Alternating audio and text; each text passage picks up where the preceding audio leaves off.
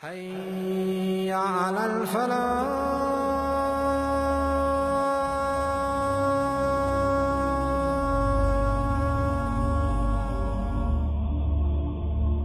Barsisa was a monk and he was a pious worshipper of Allah subhanahu wa ta'ala. Anyway, Barsisa was from Banu Israel and he had his own temple. And he would worship Allah subhanahu wa ta'ala day and night. And some narrations talk about him, worshipping Allah for about 60 years. One day, 3 brothers, they decided to go on jihad. They wanted to go on a long expedition. They had one problem. They had a sister. And this sister, they didn't know what to do with her. Who's going to look after their sister while they're away? So they, sought counsel with one another. They decided who better to leave their sister with than this great monk, this great worshipper of Allah subhanahu wa ta'ala, this pious person by the name of Barsisa. So they went to Barsisa and they said, listen Barsisa, we want to go and perform jihad. We want to go away and do, on this long expedition, and we want you, Barsisa, to look after our sister. Now immediately Barsisa says, A'udhu billah, I seek refuge in Allah subhanahu wa ta'ala. He didn't want any form of temptation or any kind of fitna. And so the brothers walked away. Then Shaitan came to Barsisa and said, listen Barsisa, you're a pious person. You're the most pious person in town. If you don't look after their sister, then maybe somebody else will, and maybe they'll do something bad with her. They won't look after her well, they won't treat her well, and maybe she will be a temptation for them. So Shaitan came to Barsisa in this way. So Barsisa went to these 3 brothers and he basically said to them, listen, I'll agree, I will look after your sister. However, she will stay in a room that is specifically, next to the temple where I worship Allah subhanahu wa ta'ala. They bid farewell to their sister, and Barsisa would basically look after their sister and she would stay in the room next to the temple. Barsisa would never enter that room. So he would cook some food for her and he would leave it outside his own house or at the temple. And so she would come outside, she would take the food and then go back into her room. And then, and this happened for a while.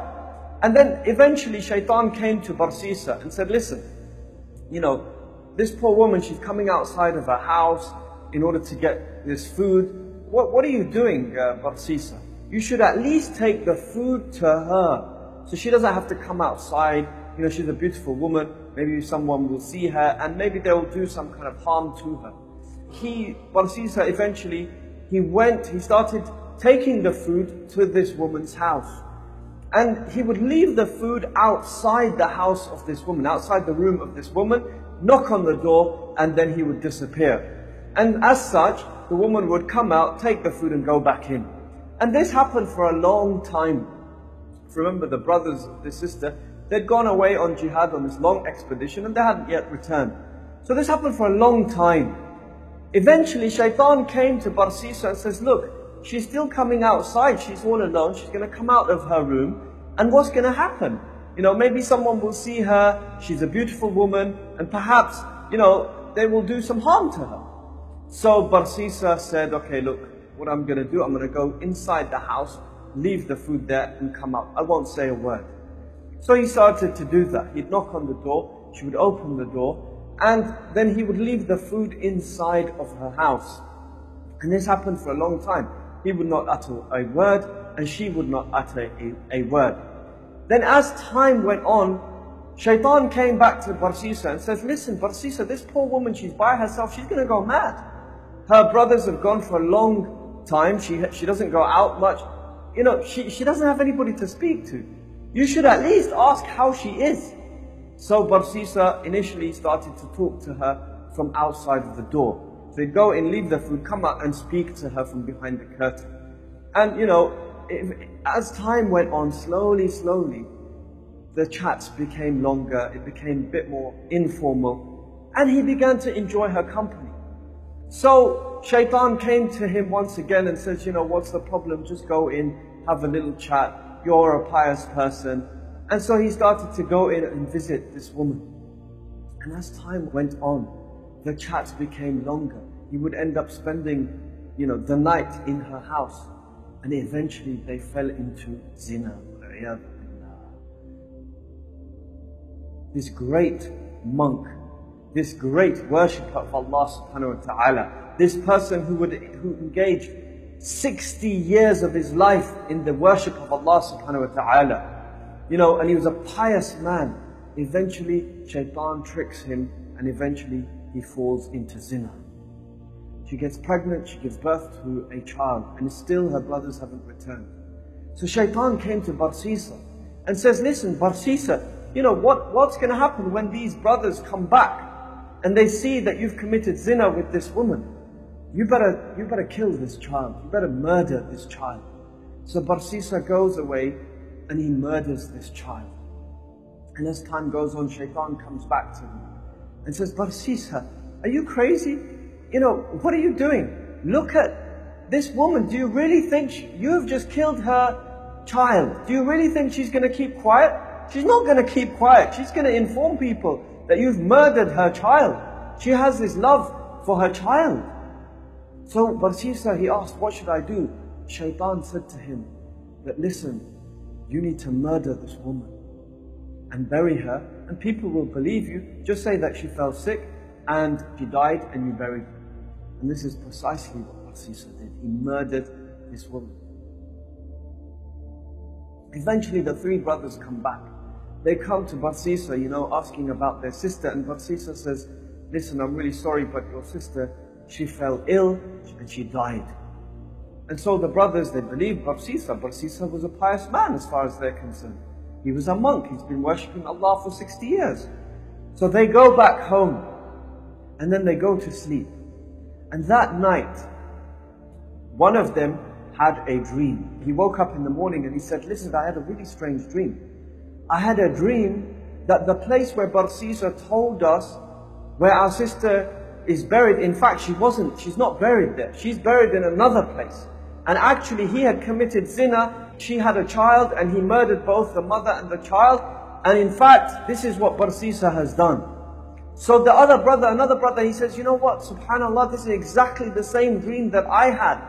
So they also had this same dream. So they went to the place where, and actually some narrations say that it was shaitan who came to them in this vision, in this dream, and told them. Look how shaitan works. So they went to the place where in their dream they saw that Barsisa had buried their sister, and lo and behold, they dug it up and they saw their sister there buried along with a baby. So they go back to Barsisa and said, Barsisa, you lied to us. This is actually what you did. We're going to take you now to the ruler and you're going to be punished. Now, Barsisa is really upset. He's anxious. What does he do? What should a person do at this point? He should make tawbah to Allah. He should repent to Allah. Barsisa, he did not do this. And eventually, he has been, they're going to crucify Barsisa. They're going to execute him for this great crime. So what do? On the way, as they're going to crucify him, and some narrations say he was actually on the cross. They're about to crucify him. They're about to execute him for this crime. And what happens? Shaitan comes to him now in the form of a man. And he says, Barsisa, do you know who I am? And Barsisa says, no. He says, I am Shaitan, I'm Iblis. And I'm the one who got you into this mess in the first place. And I'm the only one who can get you out of this mess. So Barsisa, what I want you to do is to prostrate to me a prostration of worship. If you do this, then I will get you out of this mess. So Barsisa says, I'll do anything to get out of this mess. So he prostrates to Iblis.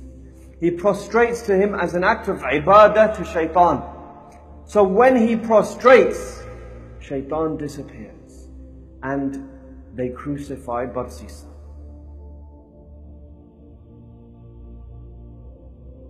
Look at this, brothers and sisters. Here was a monk. Here was a person who's a worshipper of Allah subhanahu wa ta'ala. And what does he do? Slowly, shaitan gets to him. He doesn't tell him straight away, commit zina. But no, and eventually this man falls into zina. Not only does he fall into zina, but because he does not repent to Allah, he then goes on to murder this, two people, his own child and this woman. He murders these two people. And then he lies about it. And then he prostrates as an act of worship to shaitan. And that is when he dies. All 60 years of his worship wasted. He ends up dying as a worshipper of the devil, not a worshipper of Allah subhanahu wa ta'ala.